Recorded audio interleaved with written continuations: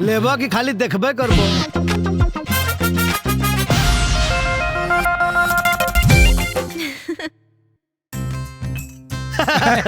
हमने चाय बाद में पियल जाई। बहुत बढ़िया, बहुत बढ़िया।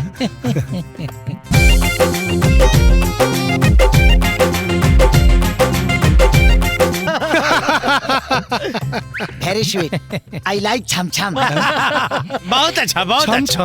हाँ, एडवांस अंग्रेजी है। अरे साले साहब लंदन और अमेरिका से रिसर्च करके आयल बाने नु।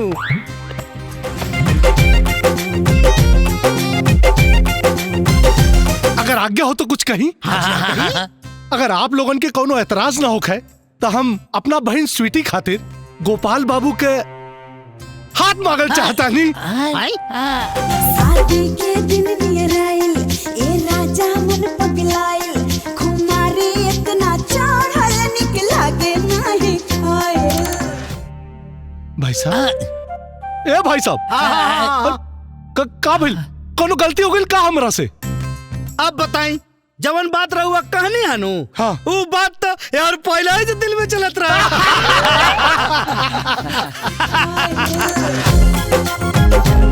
शादी के दिन नियर आइल, ए राजा मन पगलाइल, खुमारी इतना चढ़ल निक लागे नहीं खाइल। हमका कहि के बुलाई गोहर तुम जान जी, ए जी। अच्छा था, ये रिश्ता पक्का समझी? अब ये तो हमारे साले साहब बाबू गोपाल जी महाराज ही बता सकते हैं।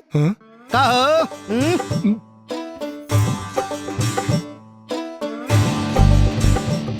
हेलो, बोलबो। I am agree. Are you agree? You are angry. You are angry. ओहो।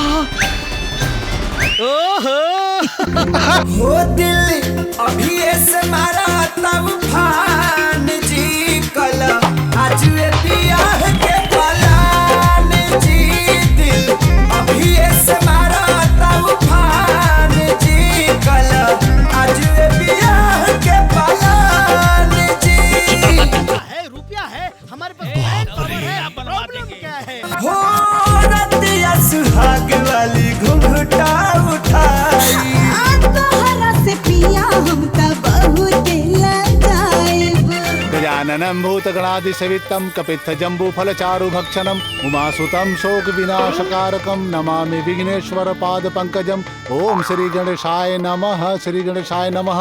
मंगलम भगवान विष्णु, मंगलम गरुड़ध्वज, मंगलम पुंडरीकाक्ष, मंगलाय तनोहरि।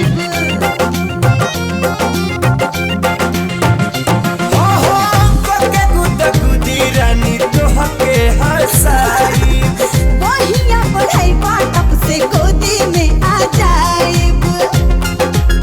हो बड़ा निक लगी खटवा जे कान जी। माला दान करी। हाँ।